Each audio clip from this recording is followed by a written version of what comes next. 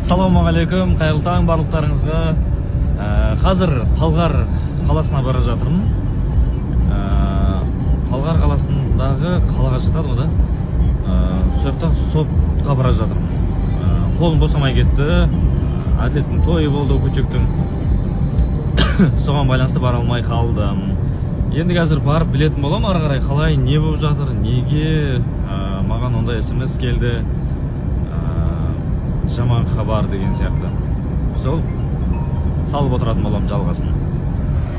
Ассалаумағалейкум, қайырлы күн, қалайсыздар? Студияға келдік. Жанымда Ақерке бар, әдеттегідей екеуміз айнаның алдында тұрмыз. Тойды аман есен өткеріп алдық. Той өте қызықты өтті. Енді сол эфирге қайтып ораламыз. Сол баяғы айқай шу, біреудің артына шу қайтып басталады. Мен түсірші, мен образымды түсірші. Андай офисте отыратын балдар болады, оны ноутбук шұқылап, кофесін ішіп қойып, андай осырмайтын отырсақ. Тәртіпті балдар ма? Сондай болып тұрмын ба? Ана образым сіздерге. Бүйтіп қоясың. Фотоға да, фото. Қолда ханзадалықтан ұтып алған, ханзадалық кезде берген сағатым бар. Мына жерде қолдаушылардың берген браслеті бар. Всем сәлем, қалайсыңдар? Жұмадан бері түсірмеппін ғой история. Тамақ ішіп жатқан кезде ұмытып кетпін, вообще есімнен шығып кеткен ғой. Кетіп жатқанда есіме түсіп кетті, телефон ұстаған кезде.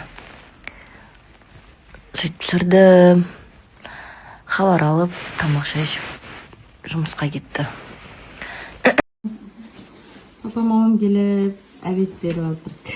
Әбет беріп шығарып салып жатырық, кстати. Ал жақсы. Давайте. Ассалаумағалейкум достар, мен өте қазір керекті сіздерге совет айтамын. Егер сізді өміріңізде ешкім қолданып кетпесін десеңіздер, вообще пайдасыз болсаңыздаршы. Қолданып кетудің өзінде саған қатысты айтып ойланған кезде оны мен қай жеріме жаратамын дейтін де бір ойда болу керек қой. Сол себепті орнымен пайдасыз болу балдарға құрастырманы давайте. Ал студияға біздің Айша Lökta келдім. Айша, бүгін қайда барамыз? Қайда? Ол не? Концерт. Иә. Ал достар, мен тамақ ішіп отырмын. Жағдайымды жасап қойды деп па? Көп адамдардың тарапынан хейт кетіп жатыр екен сезім бағы бағдарламасында, типа жюрилер профессионал емес деп. Мен сіздерге айтайын, әсіресе таныстыру этапында профессионал жюри деген қандай болатын даже сіздер білмейсіздер. И жюрилардың арнайы диплом жоқ, оларды бала күннен мынау жюри болсын деп оқытпайды.